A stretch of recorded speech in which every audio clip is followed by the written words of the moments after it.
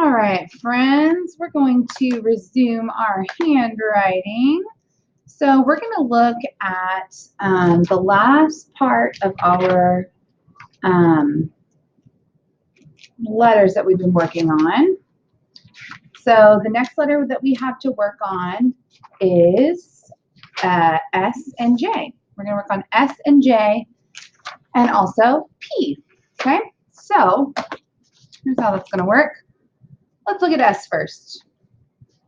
S is one of those cursive letters that doesn't look exactly like the print letter. It's kind of a little bit different, okay? So I like to think of it as like a pelican's beak, okay? Kind of like where it comes up like this and it has this big old pouch for storing fish. That's what I kind of like to think of the S as. So with S, we always start with that undercurve. Remember, that's the curve that we've been working on, the stroke that we've been working on. So we're going to start at the pink line. We're going to undercurve up to the dotted blue. And then we're going to form the pouch of that pelican. It's going to curve up. And there's a little space right there. You see that little space right there? Okay. And then we end with one big undercurve all the way up to that dash blue. All right. Let's look at that one more time.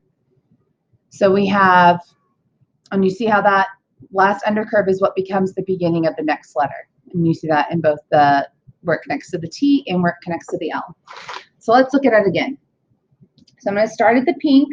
I'm going to undercurve to the dash blue, make the belly of the pelican, not the belly, the pouch of the pelican, and then all the way undercurve to the dash blue.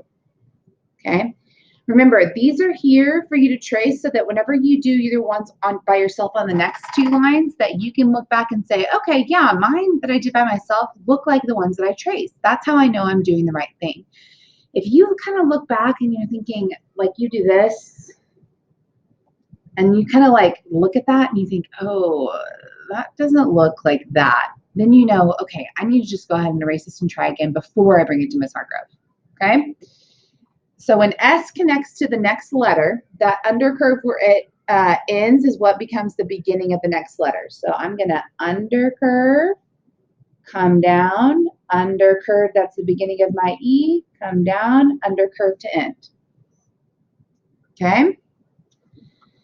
Whenever I'm connecting to the S, for example, down here, the end of that U is an undercurve, and that's the undercurve that starts my S. So I'm going to start off like this. I'm going to go undercurve, come down, scoop, check stroke, down, down, and here's the beginning of my S, S, and undercurve to end. Okay, so that's S for you. Let's look at J. J is one where it's easy to see how it relates to the print J, right? So I have, let's just make this a little better, Miss Hargrove. So I have the J that comes down like this. Here I have the J that comes down and it kind of does a little loop-de-loop underneath. And then it ends with something called an overcurve. So an overcurve does not do this. It doesn't do this. It does this at the end. Do you see that right here? That's called an overcurve. All right. So let's look at the J. So it starts with an undercurve. We're going to undercurve, and then we're going to go all the way down to that solid blue line. We're going to loop. It should cross at the pink, and then we're going to end it with an overcurve. Dot your I at the end. Do your dot. That's what I'm trying to say. Do your dot at the end. All right, so let's practice again. So we're going to undercurve, go all the way down to the solid blue, and loop. Cross it at the solid pink, and then overcurve all the way to the dash blue. Okay. So whenever I connect J to another letter, so we see that if it's joining a letter that starts with an undercurve, then that overcurve turns into an undercurve. Okay.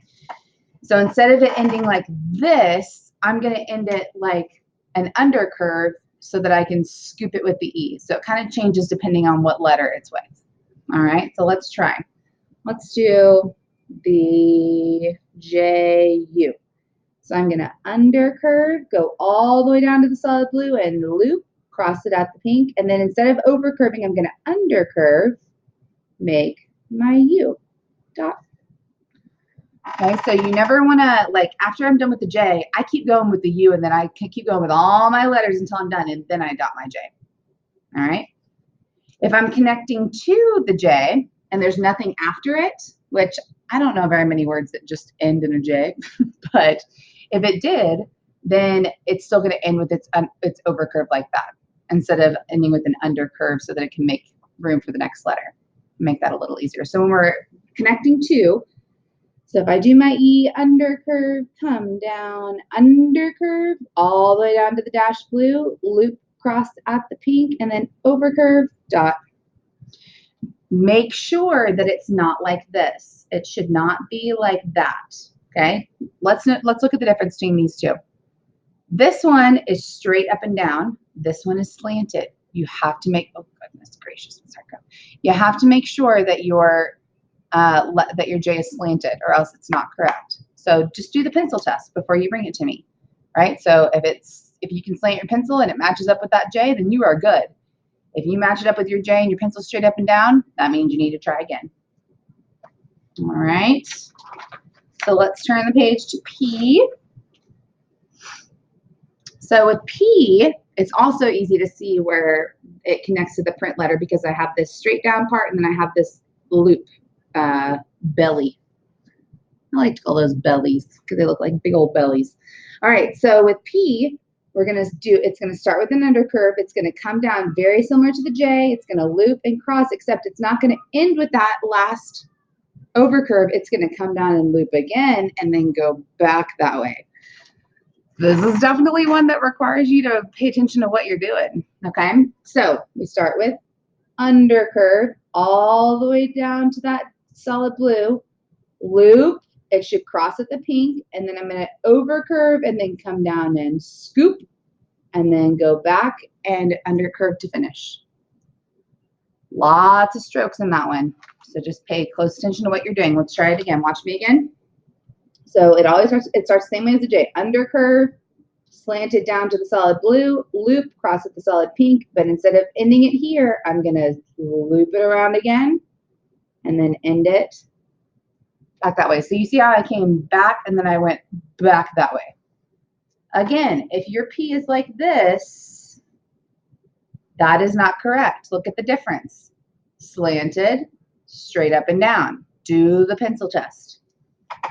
All right, when I'm doing P and connecting it to the next letter, I have undercurve, go all the way down to the solid blue, loop and cross with the pink, overcurve, scoop, and out this way.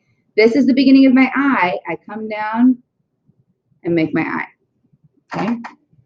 So that last undercurve is what becomes the beginning of the next letter. If I'm connecting something to the P, the undercurve of that previous letter is going to become the beginning undercurve of my P. So I'm going to do my S, scoop it down. Now I come this way, down to the solid blue, loop up to the solid pink, scoop, and end with an undercurve. Okay? P is one of those where you may have to, it may take a couple of tries, and that's okay. It just may take you a little bit more time than you think it's going to take, but you will get it. You just have to keep going, all right? After you finish that, you're going to finish just these little practice pages where we're practicing all the strokes we've done so far. So that's page 59, 60, 61, and 62, and 63, and 64, and 65. You just keep going. Keep going and stop at 66, okay? So down curve is where we're going to stop because we're not doing down curve yet. So you're going to finish P, and then you'll do all of these pages, 59, these two, these two, these two. All right? Cool. Thanks for watching, guys. Go work hard.